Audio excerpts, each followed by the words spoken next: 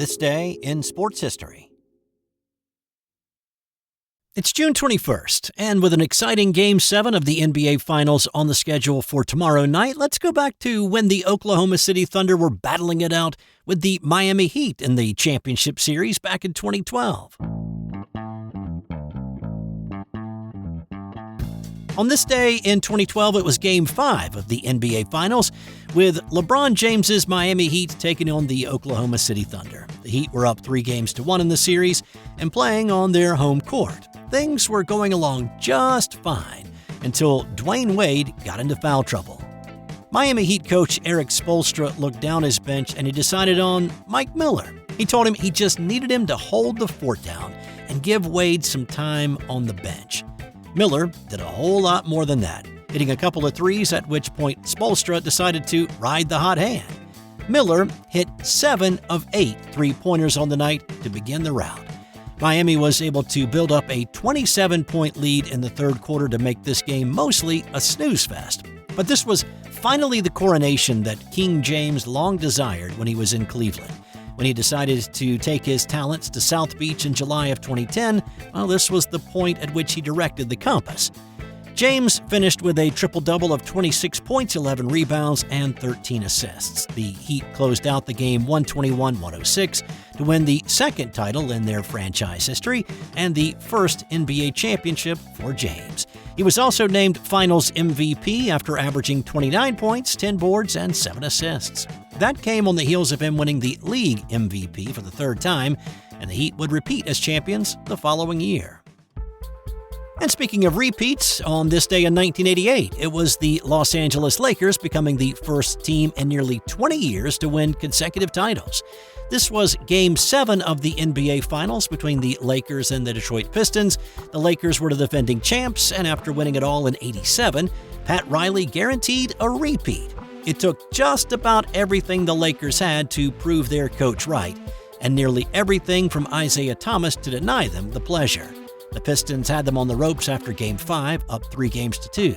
Game 6 was a classic, with Isaiah Thomas putting on his heroic performance with a badly injured ankle, scoring 25 third-quarter points on his way to 43 on the night, but they came up short. And that set up Game 7, and with Thomas still hobbling, his minutes were cut drastically in this one. The Lakers turned a 5-point halftime deficit into a 15-point lead, with Thomas sitting on the bench in the third quarter. But the Pistons, even with their leading scorer on the bench, were able to fight back, going on a 17-4 run to make it close again. But this game ended weirdly, and it doesn't seem like anybody really cared outside of Detroit. So, with under 10 seconds left, the Lakers were up 4. Bill Laimbeer hit a long three to cut it to 1. The Lakers inbounded to a streaking AC Green for a layup at the other end to make it a 3-point LA lead with 2 seconds. But here, the clock stops after a made basket in the last 2 minutes until it's touched by someone. Well, as Laimbeer is looking to throw it in, fans, a television camera guy, the Lakers players are all moving onto the court, celebrating. Laimbeer throws a 3/4 of the court length pass to Thomas with a mob of people encroaching on the court. Thomas was then fouled by Magic Johnson with 1 second left in the game, and yet no foul was called. Order was not restored to allow the Pistons to play out the last 2 seconds down 2 with a clear court. The Pistons' Rick Mahorn said years later that he believes the NBA had it out for the so-called bad boys, and they favored LA to win because they were a more marketable team. And look, I am not a Pistons fan, but they simply got robbed in that situation. Seriously, go back and watch the final seconds of this game. It is jaw-dropping. And then think about how Detroit won the title the next 2 seasons, and this could have legitimately been a 3-peat dynasty. Instead, it was the Lakers winning in consecutive years for the first time since the 1969 Boston Celtics. On this day in 1979, the NBA approved a one-year trial of the three-point shot. And you can thank the influence of the ABA for this one, since they were the early adopters of the three-pointer. The distance was set at 23 feet 9 inches at the top of the key and around the perimeter, and 22 feet in the corners. Boston's Chris Ford is the answer to the trivia question, who made the first three-pointer in NBA history, when he knocked down one on October 12th. But teams were not really quick to adopt it as part of their offensive strategy. The Clippers' Brian Taylor led the league with 93s that season. For comparison, Steph Curry led the NBA this season, hitting 311, more than 3 times as many. But the NBA knew it had a good thing and kept it after the one-year trial. This episode is brought to you by the Sterling Soap Company. Sterling Soap is 100% natural, and with a variety of bath soaps, shave soaps, beard balm, lotions, cologne, and many more personal care products in a large variety of scents, you're sure to find something that's perfect for you or that special someone in your life. Check them out at sterlingsoap.com. In 1964 on this day, it was a perfect day for Philadelphia Phillies pitcher Jim Bunning.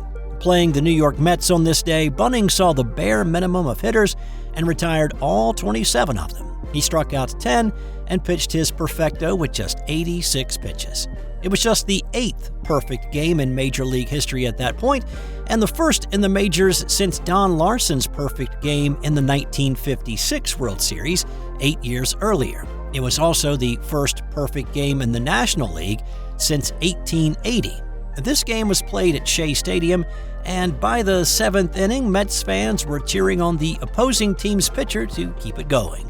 The Phillies won 6-0, and Bunning also was the first Major League pitcher to throw a no-hitter in both the American and the National League. On this day in 1954, Australian runner John Landy eclipsed Roger Bannister's mile record by more than a second, running his 4 laps in 3 minutes 58 seconds. Now, if you remember back to the May 6th edition of this dish, you will recall that Landy was one of 3 contenders vying to break the 4-minute barrier first. After Landy broke Bannister's record, it set the 2 runners on a collision course for what became called the Miracle Mile at the Empire Games in August of '54 that pitted the 2 men against each other. And on this day in 1994, Steffi Graf came to the All-England Lawn Tennis and Croquet Club as the 3-time defending Wimbledon singles champion. And then, on this day, was beaten in her first-round match by Lori McNeil. It was the first time in the Open era that a defending champ had lost in the first round, and it broke Graf's streak of 31 consecutive appearances in at least the quarterfinals of a major. McNeil proved it was not a fluke, though, advancing all the way to the semis before losing to the eventual champion, Conchita Martinez. And time now for today's That's Got Nothing to Do with Sports fun fact.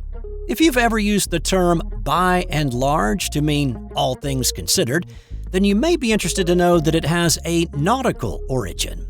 A ship that is sailing into the wind is sailing by the wind, and one sailing with the wind at its keel is said to be sailing large. In the 1600s, by and large meant that a ship could sail well in both conditions, and now, 400 years later, means in general.